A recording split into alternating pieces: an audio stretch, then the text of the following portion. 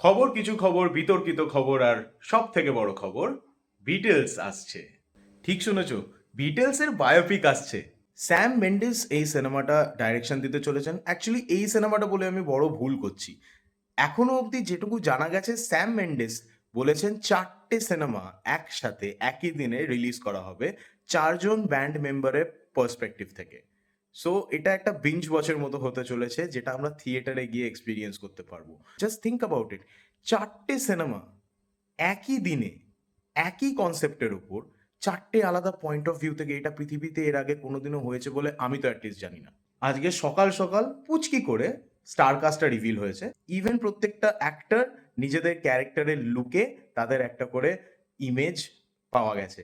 এবার ভাই, যারা বিটলসের ব্যাপারে জানো না তাদেরকে আলাদা করে আর কি বলবো। বিটলস হচ্ছে 1970s-এর একটা ইংলিশ ব্যান্ড, যারা না থাকলে আজকে পৃথিবীতে অনেক তুখর তুখর মিউজিশিয়ানসরা এক্সিস্টই করতো না। বিটলস না থাকলে সকালটা এত মিষ্টি হতো না। বিটলস না থাকলে মেঘ করে যেত, বৃষ্টি হতো না। তো আজ আমি বিইং আ বিটলস ফ্যান, ছোট্ট করে এই ভিডিওটা বানালাম তোমাদেরকে জানানোর জন্য যে আমার প্রিয় ইংলিশ ব্যান্ডকে নিয়ে একটা বায়োপিক হতে চলেছে, যেটার জন্য আমি তো মারাত্মক এক্সাইটেড। আমি অ্যাকচুয়ালি চাইছিলাম এরকম কিছু একটা হোক, জেনুইনলি চাইছিলাম। আর আমি খুব এক্সাইটেড একজনকে দেখার জন্য, সেটা হচ্ছে জন লেনন।